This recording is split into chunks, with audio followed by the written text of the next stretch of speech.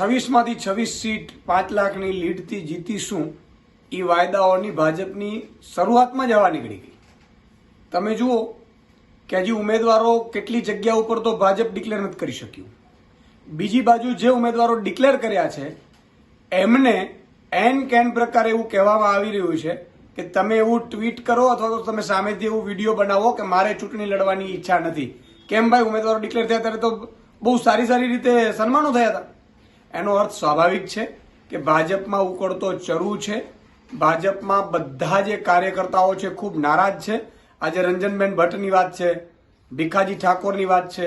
ભીખાજી ઠાકોરના સંબંધીઓ એ આદિવાસી સમાજમાંથી ચૂંટાઈને આવે છે અને આમાં એટલું ચીટિંગ કરવાની પણ કોશિશ કરી હોય એવું પણ લાગી રહ્યું છે.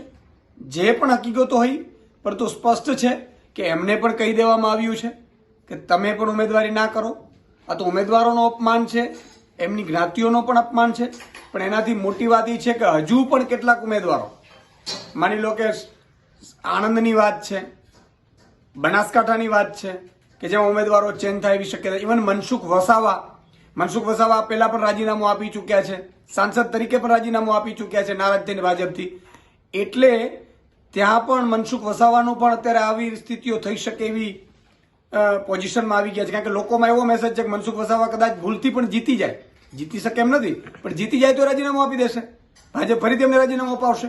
આવી પણ વાતો ચર્ચાય છે. એટલે 5-5 લાખની લીડ અને 26માંથી 26 બેઠક જીતવાની હવા અત્યારથી નીકળી ગઈ છે. રુઝાન આવી ગયા છે અને સ્પષ્ટ છે કે ગુજરાતની પબ્લિક ખૂબ નારાજ છે. જેને 62 રૂપિયા પેટ્રોલ ડીઝલનો વિરોધ કરીને 92માં બટકાવે છે અને ગેસના સિલિન્ડરના 400ના વિરોધ કરતા હતા સંસદ સુધી અને અત્યારે 1100 રૂપિયામાં બટકાવો છો. રાજસ્થાનમાં તમે 450માં ગેસનો સિલિન્ડર આપો છો. મધ્યપ્રદેશની બહેનોને 1250થી 3000 રૂપિયા આપો છો. તો ગુજરાતની બહેનોએ શું ગુનો કર્યો છે? આ બધા લોકો જાણી ગયા છે. મેં તો એવું પણ સાંભળ્યું છે કે ગુજરાતમાં ભાજપના કાર્યકર્તાઓના ઘરેથી બહેનોએ સ્પષ્ટપણે ના પાડી છે કે આ વખતે ભાજપને મત નથી આપવાના. એટલે આ રુઝાન સ્પષ્ટ છે. એટલે આ અત્યારથી જ રાજીનામા પડવાના શરૂ થઈ ગયા છે. અને હજી જ્યારે 200 સીટની અંદર ભાજપ આવશે ને કેન્દ્રમાં અને ઈડી સીબીઆઈ નીકળી જશે ભાજપના કબજામાંથી, એટલે અહીંયા પણ કેટલાય ધારાસભ્યોના અંતરાત્મા જાગશે. જોઈ લેજો.